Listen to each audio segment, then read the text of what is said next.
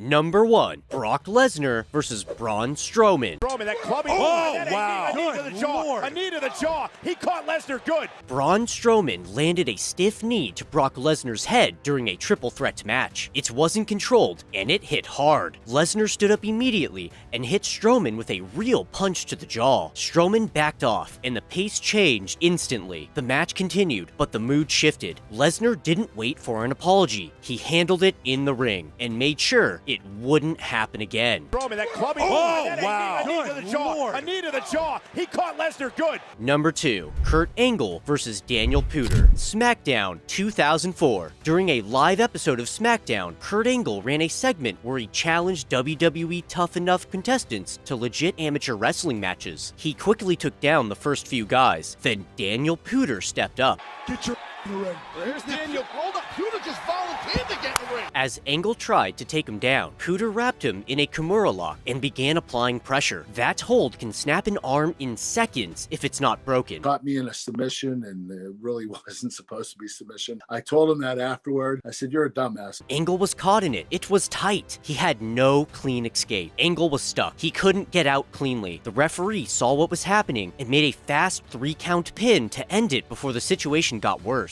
After this incident, Puder's push disappeared. WWE moved him out of the spotlight quickly. The company never wanted a rookie putting one of its top names in danger on live television again. Number 3. Eddie Guerrero versus JBL. Judgment Day 2004. During a WWE title match, JBL struck Guerrero with a stiff chair shot, causing a deep cut on Eddie's forehead.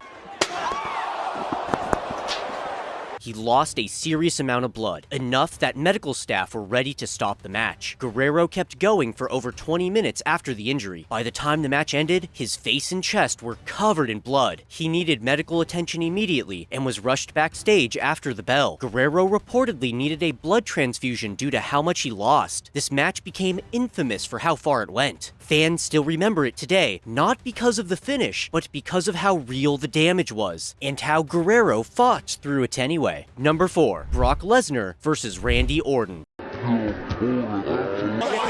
looking to open up Orton with those elbows. SummerSlam 2016. This match ended in a way that shocked fans and even the locker room. Brock Lesnar used his forearm to deliver real elbows to Randy Orton's head while Orton was on the ground. He started bleeding heavily and remained on the mat, barely moving. The referee called the match off. Orton was helped out and needed 10 stitches to close the wound. After the show, Chris Jericho confronted Lesnar backstage, thinking the match had gone off script. It's led to a real argument between them. WWE later said the finish was approved, but the response from the locker room made it clear, even planned or not, it crossed a line. Number 5. Shawn Michaels versus Bret Hart. Survivor Series 1997. This match is known as the Montreal Screwjob. Bret Hart was the champion and scheduled to leave for WCW. He didn't want to lose the title in Canada. Vince McMahon agreed to protect the finish, but changed it last minute without telling Bret. During the match, Shawn Michaels put Bret in the sharpshooter. The referee called for the bell, even though Bret hadn't submitted. Bret stood up, spit on Vince, and destroyed equipment. Backstage, he punched McMahon in the face. The moment became known as the Montreal Screwjob, and it permanently changed the relationship between talent and management in WWE. Number 6. The Undertaker versus Brock Lesnar. WrestleMania 30. This match is famous because Brock Lesnar ended The Undertaker's 21-0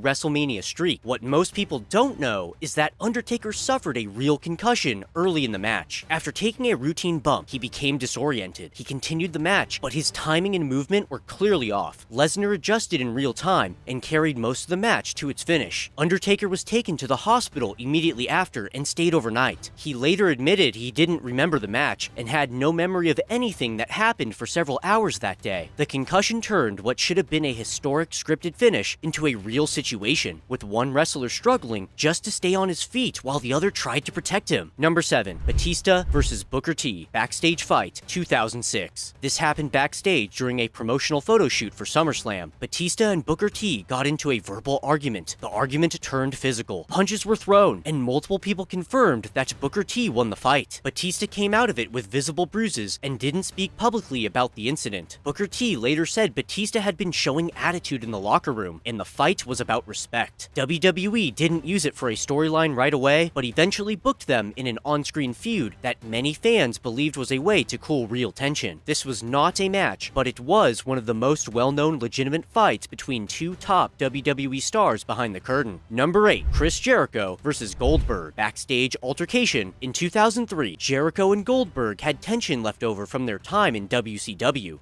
Jericho felt Goldberg had disrespected him in the past. That history carried into WWE. One day backstage, Goldberg confronted Jericho over something said in a promo. Jericho stood his ground, and the two started shoving. Jericho grabbed Goldberg in a front face lock and reportedly held him there until others pulled them apart. Multiple wrestlers confirmed the story later. Despite being smaller, Jericho's amateur wrestling background helped him stay in control. The fight didn't last long, but it spread fast through the locker room. It became one of those backstage stories that defined how respected Jericho was, not just as a performer, but as someone who wouldn't back down.